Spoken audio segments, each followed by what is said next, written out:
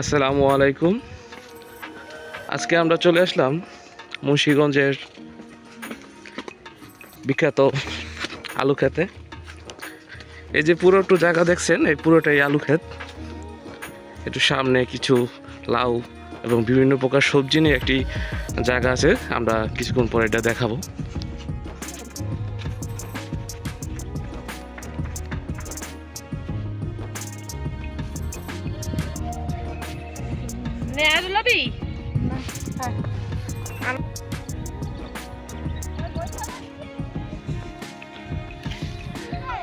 আসসালামু আলাইকুম।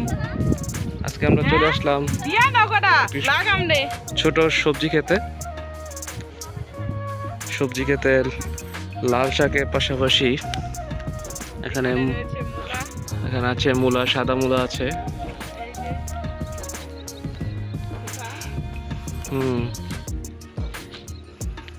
অল্প একটু জায়গার মধ্যে মোটামুটি লাউ গাছ, মূলা, তারপরে লাল শাক, তারপরে মরিচ সবই আছে।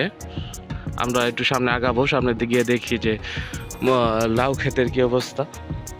যে আমাদের মামা লাউ ক্ষেত থেকে লাউ কাটছে। পাশাপাশি এদিকে আলু ক্ষেত, আলু রোপণ করছে। পাশাপাশি এই যে এই জায়গাটুকু পুরোটুকু যা দেখছেন সবই আলু ক্ষেত। এখন আলু চারা হয় না, আলু রোপণ করা হয়েছে মাত্র। এটা লাউ দরের দিকে, এই যে সেই বিখ্যাত লাউ।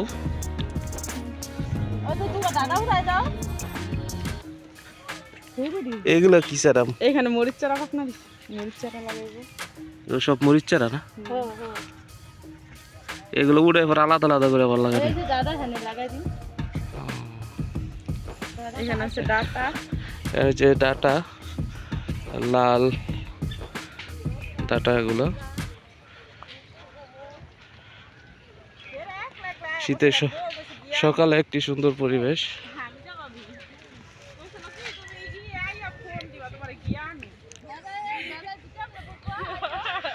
আসলে এসব প্রাকৃতিক দৃশ্য দেখলে মন চায় যে কি বলে যে অন্য কিছুর মাঝে। এগুলা কে নিয়ে এলা?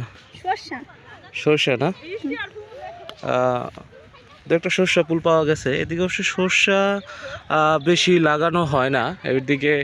এদিকে দেখা যাইতেছে আপনার সর্ষার থেকে বেশি আলু ক্ষেত এবং সবজি এটা বেশি হয়।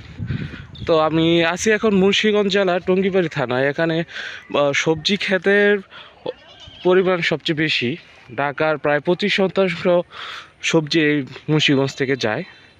এখানের পরিবেশ খুবই সুন্দর এবং কোনো জলবায়ুর যে পরিবর্তনটা অন্যদিকে যা হয় এদিকে এরকম একটা না, সব প্রাকৃতিক পরিবেশের মতো নির্মল। আমরা এই যে একটি লাউ ক্ষেত, তো লাউয়ের যে জার, আমরা একটু নিচে যাই যে দেখি নিচের কি অবস্থা। এই যে নিচের জায়গা, নিচে অনেক সবজি আছে। ওদিকে আবার হাঁটলেও অনেক সবজি নষ্ট হতে পারে।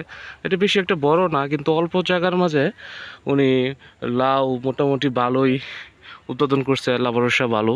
এবং পাশাপাশি যে নিচে কিছু বেগুন চারা রোপণ করছে।